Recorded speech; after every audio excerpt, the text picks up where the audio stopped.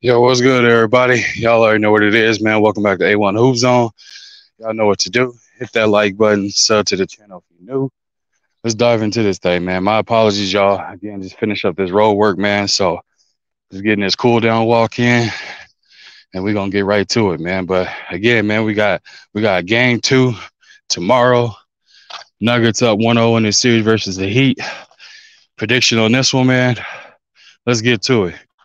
So again, we had a marvelous game one, like I spoke on before.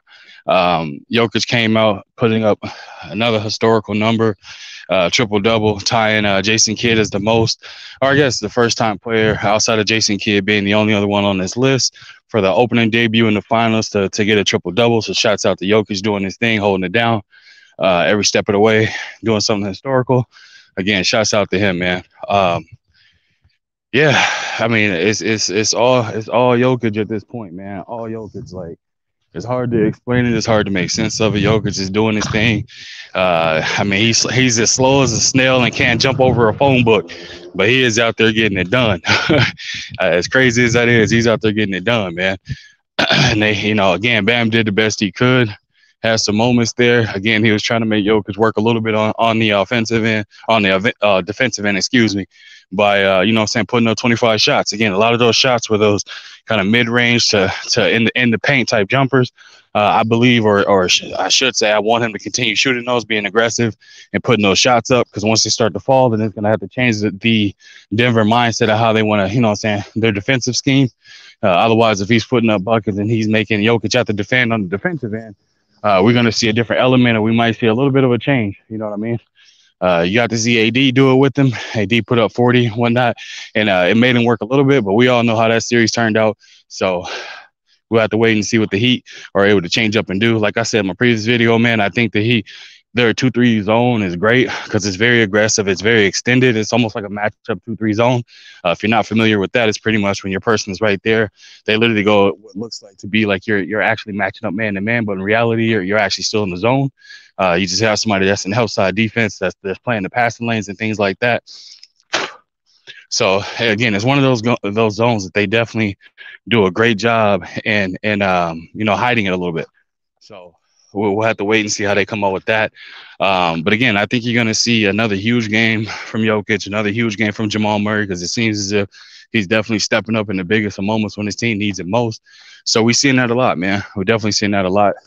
So they're going to have to make some changes and see what they can do for it. I don't expect Aaron Gordon to come out there and continue putting up the same number he has. Obviously, if you're getting all shots that's at the rim, no reason he shouldn't be able to. But I just have a feeling that he has been consistent on the offensive end where they have to kind of game plan or scheme for him. So I expect for him to pretty much to be able to do what? I expect him to go out there, lock in on the defensive end, but then offensively, it'll come and go. There is no consistency there. Michael Porter Jr., again, he's doing the same thing he always does, man. Catch and shoot, and every now and then give you a flash to the rim. But like I said before, man, at his size and his athleticism, he should be able to do a lot more than that. And hopefully in the offseason, man, he's able to work on that, or in these games he can showcase that. Because right now, man, I don't really see too much of him being dynamic from that standpoint. This is no hate or slight. I just see that the ceiling for him is extremely high, and he should definitely be taking advantage of that, especially at the early young age, and not just being known as a flat out just shooter. You know what I mean? Where all he wants to do is catch and shoot. He's too big for that. So definitely, add to your game so that no way you can obviously be more of a triple threat and things like that. But again, man, he's doing this thing. So shouts out to him. Who else we got over there? We got Bruce Brown coming in doing his thing. Kentavious Caldwell-Pope, the old savvy vet, looking to get another ring on his end. So again, man, it's one of those things where you're watching this team. They're playing. Their chemistry is great. They're playing the ball movement. They play extremely well, obviously, off their two big stars and leaders of the team. So it's gonna be a fun game two for sure. On the Heat side of things, again, man, they definitely have to figure out a way to kind of, I wouldn't say slow Jokic down, but absolutely be able to I will almost want to say speed him up, but it's kind of hard to do that. It's hard to speed up Jokic just because he's one of those players where he isn't easily sped up. He plays at his own pace, which is slow motion, and he gets to where he wants to get to again, which is all in slow motion, but he still makes it happen. So they're going to have to figure a way to deal with him or force him to be a scorer and focus only on scoring and not being a playmaker. You know what I mean? So it's going to be tough for them either way. They got their work cut out for him. I mean, so again, that falls on Bam Adebayo's shoulders a lot more for him to be much more aggressive. I know 25 shots was a lot or his season high, but they need him to continue doing that. Jimmy Butler, again, like I stated, they need him to step up and step up big. He can't have these lows where he give you, a couple baskets and then he just goes away and hopes that, he can keep his momentum or keep his little, streak going or whatever the case is. He has to come on a mentality, okay, they need me to score and they need me to lock in on the defensive end. He was once known more so for his defense than his offense. It seems like that's kind of switched at this point. So he's more known for his offense than his defense, but he needs to go back to the roots, man, where people were saying, Jimmy was a lockdown defender. So they're gonna need him to be playing both sides of the ball at an extremely high level. They need the old savvy vet, Kyle Lowry, Duncan Robinson, and Max Strus and Martin. They need them to definitely knock down the shots when it's presented to them. They need those shots to be made for them to have a chance, and I expect them to be able to make those shots, man. Like I said, I think they'll be able to adapt to the altitude. And we'll see a different showing in game 2.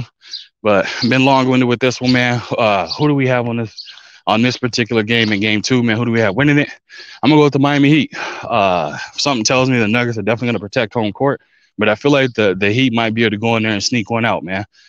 So I expect them to kind of go all in on this one, understanding the fact that you don't want to go back home being down 0-2.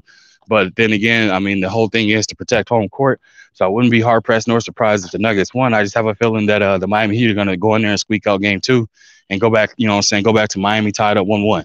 So we'll have to wait and see, y'all. But that's my official prediction. I got Miami winning this one. Again, I wouldn't be surprised if Denver protect home court and went up 2-0 in this series, man. But that's all I got for y'all. Again, I appreciate you stopping through. Make sure you hit the like button. Sub to the channel if you're new. Leave a comment in the comment section. I'll consider responding to each and every one of y'all. And if you wish to support the channel, that information is scrolling at the bottom of the screen. It's also in the description of the video. Again, man, I appreciate you stopping through, and I'll catch you on another one.